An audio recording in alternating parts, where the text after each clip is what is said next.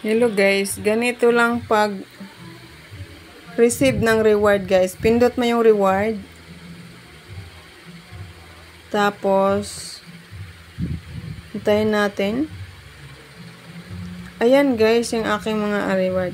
Kasi VIP ako guys, meron akong 3,500 points every day. I mean coins. Ano yan guys, kahit walang tasking, may 3,500 reward ako. I-receive natin siya. Ayan, ganyan lang guys. Click mo lang.